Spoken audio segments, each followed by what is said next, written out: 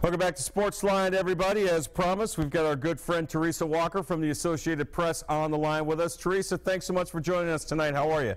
I'm good, John. How are you this evening? I'm doing well. So much going on, so you're the person to bring in when there's a lot of different things going on at the same time. I want to start with Tennessee's NBA team, the Memphis Grizzlies. They fired their head coach, Dave Jaeger, over the weekend. 147 wins, I believe, 99 losses. Playoffs all 3 years, dealt with major injuries to key players. Really, when you're as banged up as they were, really no harm in getting swept by the San Antonio Spurs. What have you been able to learn about why Jaeger is no longer the coach there of the Grizz? Well, here's the thing. When you have a job, John, and you keep asking for permission to talk to other teams, bosses tend to get a little upset with that no matter what the field is. And he talked and interviewed twice with the Minnesota Timberwolves in 2014 and then reworked a deal with the owner, Robert Pera, and things looked happy. But, you know, they went through an NBA record 28 players this year. There were a lot of roster moves. And Dave Jaeger didn't sound very happy with a lot of them. I mean, early in the season, he talked about how old this team was. He wasn't happy when they traded away Courtney Lee and Jeff Green. Courtney Lee, who ended up in the playoffs with the Hornets, and Jeff Green with the Clippers. And then, you know, he really seemed to like some players like, you know, Lance Stevenson, Ryan Hollins, and it was just, you know, he actually, apparently, according to commercial appeals, told some people that he felt like he was coaching for his next job. Things you don't say in public or mouthed out loud around other people. So, you know, then you come and ask to talk to other people again, guess what? You know, the Memphis Grizzlies just said, okay, we're done with that, and announced it on Saturday morning. Quite the surprise move. Yeah, certainly. Well, looking ahead, Teresa, what do you think this means for the Grizzlies? I know Mike Conley Jr. is supposed to be a free agent this summer. You were on earlier on our show saying you still feel that the odds are he will re-sign and remain with the Grizzlies. Do you think this affects his future at all? Well, it depends on who they hire as the new coach. Sure. You know, there was a picture circulating on social media Monday night where Lionel Hollins was apparently at a Humdinger's restaurant in Memphis talking with the GM, the same GM, Chris Wallace, who hired him once upon a time. It was new management, Jason Levian, who kind of sent him away the last time. And fired him, didn't renew him, rather, after the Western Conference Finals in 2013. And so are they talking? Chris Wallace officially is supposed to be talking to potential candidates up in Chicago, you know, at the Combine for the NBA draft. So it's going to be very interesting to see, you know, which way he goes. And, you know, they do need to have somebody on target and in the job. You know, they've got the NBA draft next month. They've got to show Mike Conley they know what they're doing. They have got 5 players whose contracts are expiring. Mike Conley's one of them, John. And they have to make decisions on 4 other guys like Vince Carter. Lance Stevenson's got an option that's up. Xavier Munford, who really played some nice minutes, and you know, at one of those 10-day contract fines that they had. They've got a lot of things. This roster could be drastically different come the start of this next season. Wow, a lot going on with the Grizz. Teresa Walker from the AP is joining us. All right, let's shift gears and talk a little hockey. The Preds in San Jose tomorrow night, Game 7.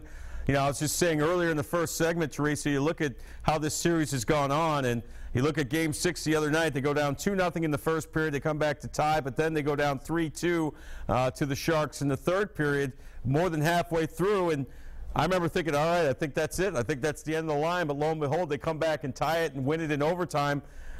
I would not be shocked if the Sharks, if the Predators went into San Jose tomorrow night and came out of there with a win. But still, I don't really have a feel for this game. How about you? Well, any feel that I have is that they might be able to do, they may not be able to do it in the fashion that the Blues are doing it to the Stars at this moment, but that they have a chance. Why? They were down 2-0. It would have been so easy to just, you know, crawl in at the schedule that they've kept. That was their 13th game in 25 days, and just say, okay, we're toast, we're done. And yet, you know, Yossi, they had tons of time left, and when Yossi got that goal, his first this postseason, that and the crowd just united them. Now, if they had to play that game tonight, I think that the Sharks would win. But they got yesterday off.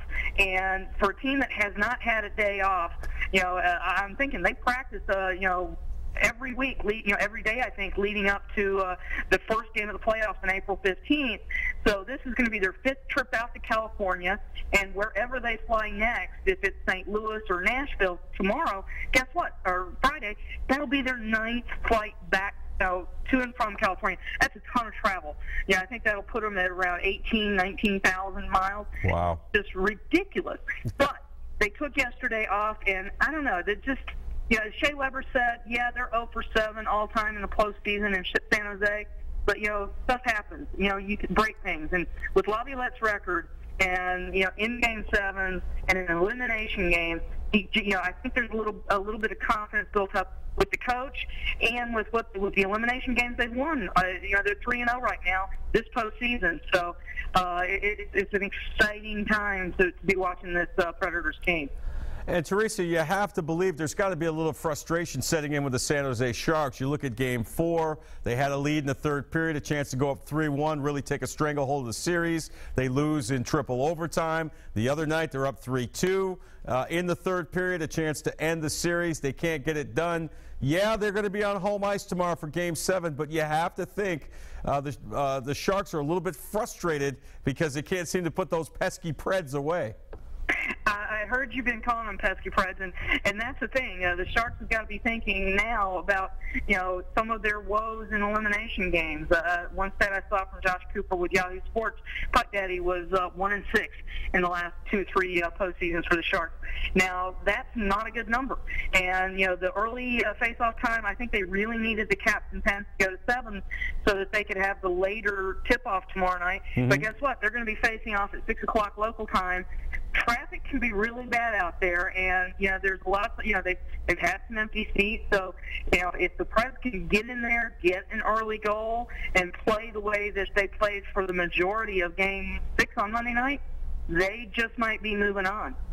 Yeah, it's been just an incredible spring for the Nashville Predators. I really think Nashville has officially become a hockey town. You look at how the crowds have responded. The Titans players have come out to be a part of the fun. I really feel like Nashville, in my opinion, since I've been here, is now officially a hockey town. And the way their crowds have been during these games at Bridgestone Arena, it's got a lot of attention all over the country as well. Well deserved. I mean, let's face it. The crowd kind of kept them in it in the triple overtime game. Yeah, that standing ovation midway through the 3rd overtime. Well, yeah, I had goosebumps for when that was going on, T. Yeah, it was just amazing, John. and then shoot.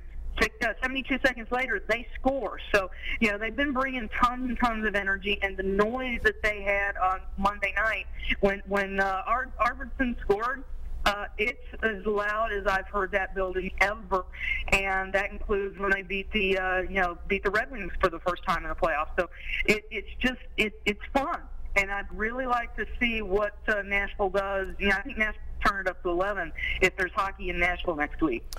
And by the way, we are starting a hashtag movement, hashtag Pesky Preds. You can follow me at NC5_John Burton. You can follow Teresa at Teresa M. Walker. Give us your one-word assessment for what this playoff run has been like for the Nashville Predators. Use the hashtag Pesky Preds. I want to get this thing trending worldwide. I'm determined to do it, T. All right, let's switch gears and talk about the Tennessee Titans. I'm really looking forward to this weekend when the rookies come in for their rookie orientation and mini camp over at St. Thomas Sports Park. Obviously, this is an exciting rookie class for the Tennessee Titans. John Robinson's first as general manager of the Tennessee Titans. Is there a rookie or rookies that you are looking forward to see the most, T? Well, I've seen Derrick Henry on TV a ton. Right. I can't wait to see him in person because, as so many guys said today, he's a big dude. And, I covered Eddie George, who was a 6'3" running back and a big running back. Curious to see Derrick Henry in person. The knack on him is that he's a straight-ahead runner. When you're that big, I want to see what he does at this level running straight ahead. And then all those linemen, and, I want to see Kevin Byard. I've seen him at MTSU in his career, but, now he's facing the next level. And, a guy who had a nose for the ball in college with 19 interceptions, that's a knack the Tennessee Titans need in their secondary. So really curious to see. And all those linemen, they stocked up in the undrafted market with tackles, defensive linemen, and the competition starts. All these guys get a chance to get on the field Friday, and next week they'll be mixed in with veterans, and away we go. Yeah, one of the veterans we talked to today, Teresa, one of the newer veterans, a free agent, Bryce McCain, who comes over. You look at this roster, there are a lot of quarterbacks on this roster. This competition is going to heat up pretty good this summer. Well, that's the thing. There was all the questions, BW Webb, they found somebody who gave them some crucial time last season. But, let's face it, that was one of the weaker points. When Jason McCourty was injured and was lost for the season, that just kind of exposed, they were counting on a lot of really young guys last year. Well, they brought in some veterans this year. They brought in some more young guys. BW Webb's still here. Cody Riggs is a guy who, we didn't see as much, I think, as the Titans wanted to see out of him last year. And, guess what? You're going to have to push. You're going to have to work hard. You're going to have to be studying Dick LeBeau's playbook and schemes, because if you don't, somebody's right there trying to take your spot. So, when you've won 5 games the last 2 years, the only way to get better is when you make guys work hard to earn their jobs. And they, John Robinson has done a good job of trying to create that across the board. Teresa Walker of the AP joins us here on SportsLine. And you look at, you mentioned the offensive linemen, a couple of guys that obviously need to come in and have the camps of their lives. I think Brian Schwenke is one of them. It looks for all the world like Ben Jones is here to be the starter, the guy they brought over from the Houston Texans. What do you think that means for Brian Schwenke? And as a follow-up, obviously Chance Warmack will not get the 5th-year option.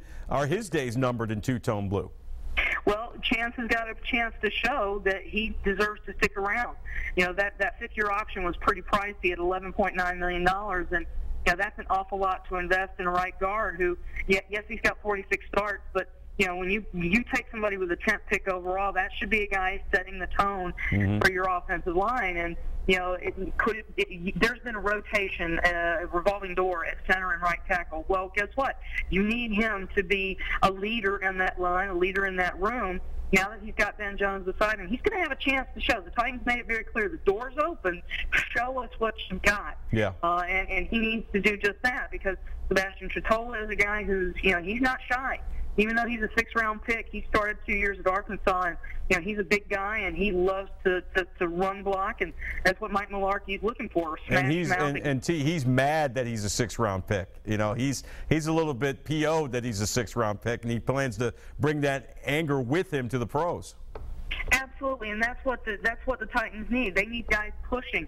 They've had so many injuries at positions on the offensive line. Brian Schwenke, is one of them, has just been unable due to injuries. The last one was a pretty gruesome one. You dislocate your ankle and break it like the way he did. Yeah. That's a nasty injury, but you have to stay healthy to have a chance to improve. And, Schwenke is under the gun, Chance is under the gun, because they've got, Ben Jones, right now I think he's penciled in as the starter because, they signed him and brought him in to set the tone on the line. So, these guys are going to have to show. It's not just that, we drafted you, go start. Now you got to show that you deserve to be the starter. It's not, that's what they've done. Tretola and Andy Gallick, don't forget him at the center position. Right. So, they've Quentin Spain at the left guard, and it's going to be really fun to see. They made it very clear draft weekend, the best 5 will start. Well, again, just like we were talking about in the secondary, go out and earn your jobs, because nobody is being given anything. Wrapping things up with Teresa Walker here from the Associated Press here on SportsLine. We'll get you out of here on this. I can't talk Titans with you without asking about Marcus Mariota. I tell you what, we caught up to him last week at a Titans Caravan event. He seems a lot more, comfortable. He's always a focused and well-intentioned young man, but he seems a lot more comfortable dealing with us in the media. We've heard reports that he's been a lot more vocal, he's showing more leadership qualities in these practices, and as we move forward into Phase 2 and Phase 3 of the offseason. I mean, that has to be a good sign if you're a Titans fan, to know that Mariota is kind of settling into his role as being the leader of this team and the face of this franchise. Well, absolutely. I mean, last year was such a blur for him, going through, his Heisman campaign, as at Oregon, and the bowl and championships and all that stuff, and then the combine and draft process, and just getting used to what the NFL is. Now he's been through it. And yeah, there's been there's tweaks to the offensive scheme, and he's got technically a new coach, but he's been there. He knows what's going on. He knows what's expected of him. He started games, and that's the one cliche that, while it's a cliche in the NFL, it's very true. You improve the most from year 1 to year 2, and this is his window to kind of seize control of this team and be the guy that let's face it, Titans took him at number 2, needing and praying that he would be their franchise quarterback. And so far, we've seen nothing to dissuade us of that idea that he's that guy. No question about it. T, thanks for doing this. We love you to death, and enjoy the rest of your evening. Sounds good. Thank you so much, John. All right, that is the great Teresa Walker from the Associated Press, kind enough to join us. We will take another break. When we come back, we'll play more interviews from both the Titans and the Predators. A lot of excitement about both teams. And your phone calls, want to know what your excitement level is? Give me your gut feeling on Game 7 tomorrow night between the Preds and the Sharks. And which rookie will you be most interested in hearing about this weekend? I had a feeling a lot of you will say Derrick Henry. A lot of the Titans veterans said that, and the words big dude was used a lot. Stay with us. We'll be right back after this.